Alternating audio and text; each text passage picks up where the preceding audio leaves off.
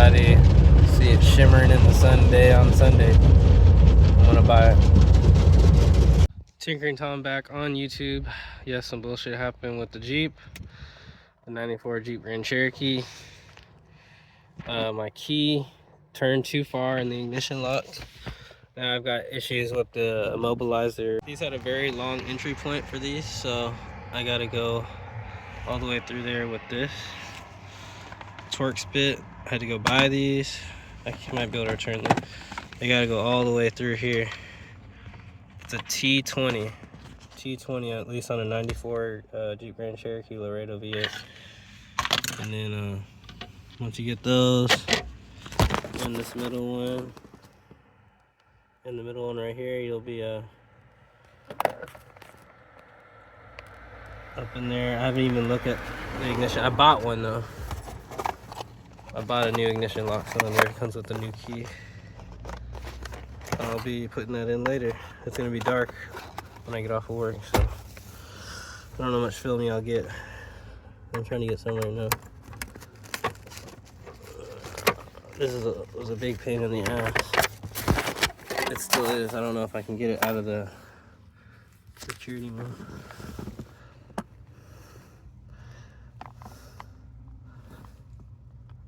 I hope I don't have to undo this whole thing.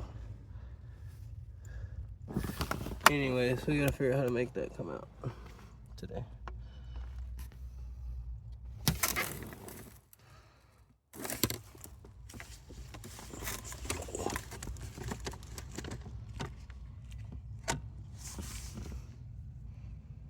It's got more security screws. I could do that if I have to.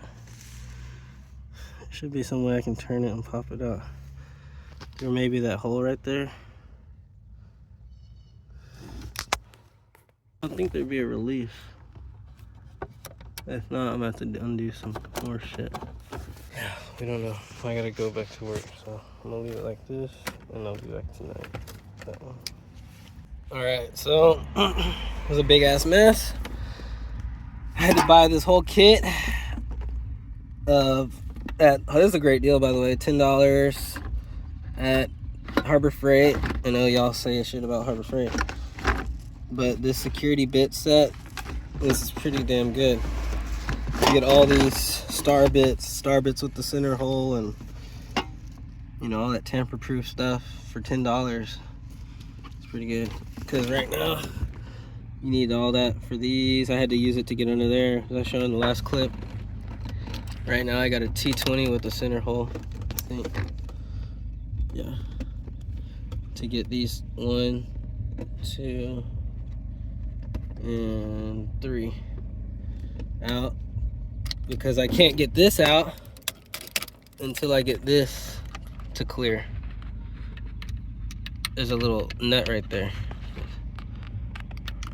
So they have it where you can't just drop it out like most cars by just sticking something up under and it shoots out the ignition lock cylinder. You have to actually take this all out, this whole assembly, I think, because I can't get this to come out. You'll see what I mean if you're here. At this point, I lost my key to show you. There we go. Just quick demonstration. So I put the key in. I already have the battery off, that's why it's not making any sound. I'm immobilized, it won't let me start the car. I think because this is broken. But when I try to come this out, it won't come out because that's jam nut, whatever you want to call it. This stopper screw is not letting it come out. So I gotta take all this off. That's what I'm saying. Tinker and Tom on YouTube. Please hit subscribe or like on the channel.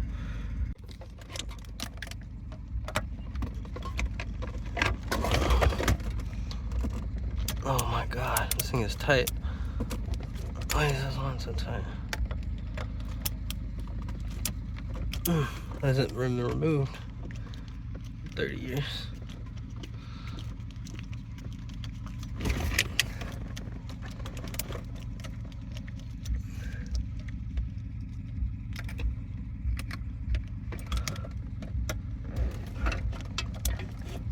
I already got that one loose before I start the video. Keep up with that bracket. Remember how it goes. Oh, let me see if I remember. Because it's gonna be difficult if you don't know. Should only go one way though. It's one of those things, I would assume. So that's what I'm saying. It's stuck in the wrong position. I went to turn my key one day and this thing just, it went too far and broke inside. I don't know. I've never seen this happen on. The only other car I've had ignition lock problems that I've actually fixed for a friend, someone that I did work for. They had a Chrysler Sebring 2005, which Jeep is a Chrysler product, and this is a 94, but the Jeep, I mean the Chrysler Sebring 05 had the same convertible, obviously, that convertible one had the same issues with these ignition lock. Well, I think hers got broken into at one point, which probably had something to do with it, but. So yeah, remember what position this is in.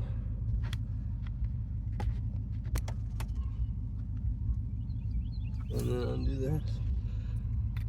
Go over that bracket. So I did that. From there, you have to pull these pins back. These little clips back. You gotta pull these clips, lift them up on the sides, on both sides. And this will come out. I'm gonna go on the bench or at home and fuck with this real quick. And maybe I have to get the whole assembly, I don't know yet. Alright, y'all. So I got the old one out finally. This is the old one. The new key doesn't have any markings. I got it in the same position. I took it out, put the wire back on. And then put it back in here. This hopefully is just the ignition lock cylinder tumbler part, not the whole assembly. So put it back in. I'm gonna put my screws back. Sorry, see it got dark on me. Line up your holes. Put those security bits back in. 1, 2, 3. And then don't forget to put your bracket on. Side. I forgot to do mine. This piece. So something like that. I like that. I gotta figure it out. Yeah, something like that. You gotta put that back on, don't forget. My God, most stressful couple days of my life. Got the new tumbler and ignition switch. That's what it took. I don't know if the spring mechanism broke in here, but it wasn't turning right. I did lose my original key with this changeover, but it's running. I got a squeaky belt. It's nighttime. There's all these fucking tools outside. Security bit this, security bit that. I still gotta put the cover back on. Up under there. But Tinker and Tom on YouTube, please hit like or subscribe on the channel if you're going through something like this on your Jeep Grand Cherokee ZJ. This is a 94. I don't know what all years looks like this, but it's a pain in the ass. And I went to the rear hatch and did the lock and unlock to get the security immobilizer to stop with the original key. Alright. Peace. Getting the first car wash in the Jeep Grand Cherokee. I don't know when the last time I had a car wash, if ever. I mean, it looks great, but it's definitely been a long time. The tags have been out for 2 years. I doubt it's had a car wash in the recent. Whatever, I'm just scared it's gonna flake off paint with these brushes.